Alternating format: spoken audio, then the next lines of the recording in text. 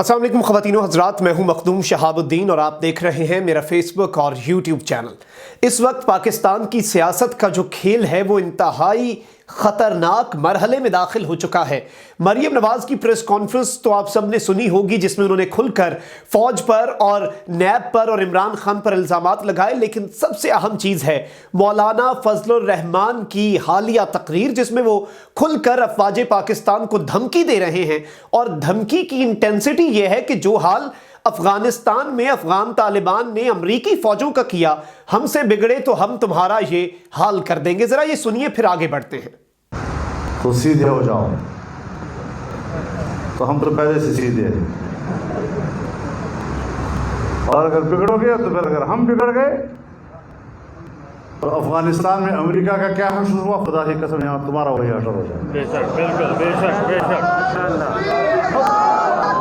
मौलाना फजलुर रहमान ने कहा है कि रियासती इदारे कानून को हाथ में लेते हैं, ये आइन को मुअत्तल करते हैं, इनके हाथों आइन मफलूज होता है।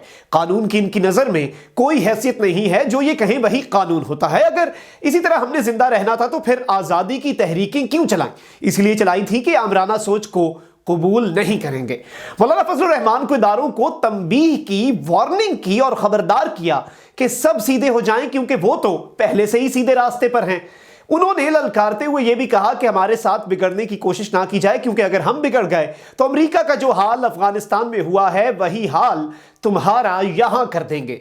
ख़वातीनो हज़रात, मौलाना फजलुर रहमान का यह बयान इसलिए आया है क्योंकि इनकी दुम पर भी पांव रखने का फैसला किया गया है और मौलाना फजलुर रहमान के गिर्द भी अब नैब का घेरा तंग होने जा रहा है। हमारी ऑपोजिशन की यही बात है कि इन्हें एस्टैब्लिशमेंट उस वक्त तक अच्छी लगती है, इन्हें एस्टैब्लिशमेंट उस वक्त तक बहुत अच्छी लगती है जब तक इनके करप्शन, इनके काले करतूत जो हैं वो बेनकाब नहीं होते। और अगर काले करतूत बेनकाब हो रहे हों और एस्टैब्लिशमेंट इन्हें ना बचाने का फैसला करे, ये पहले उनके पास जाते हैं, उनसे दरखास्तें करते हैं, खुफिया मुलाकातें करते हैं, और जब एस्टैब्लिशमेंट की तरफ से इन्हें झंडी दिखाई जाती है कि भाई अपने मसले खुद हल करें, तो ये खुलकर पाकिस्तान के रियासती इदारों पर वार करना शुरू कर देते हैं। अब मौलाना फजलुर रहमान साहब को एस्टैब्लिशमेंट से आइन तोड़ने से बहुत मसला है, लेकिन इन्हें यह नहीं पता कि अभी के जो हमारे रियासती इदारे हैं उन्होंने कोई आइन नहीं तोड़ा। जबकि आइन अगर तोड़ने की बात थी, अगर आमरीयत की बात थी, तो आप ही आमरीयत के सहारे पे आपने ही तो ये तमाम तर डीजल परमिट लिए और आप ही ने तो अपनी जायदादें बनाई,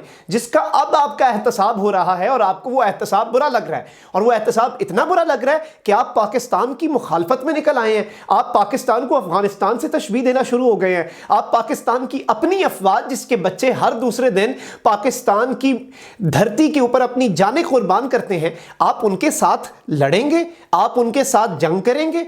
आपने उन्हें एक घुसपैठिए फौज के साथ तशबीह दे दी। मुझे हैरत है कि अपनी करप्शन बचाने के लिए ये लोग किस हद तक जा सकते हैं और किस हद तक पाकिस्तान के इदारों को बदनाम कर सकते हैं, सिर्फ और सिर्फ अपने चंद रुपयों की करप्शन बचाने के लिए।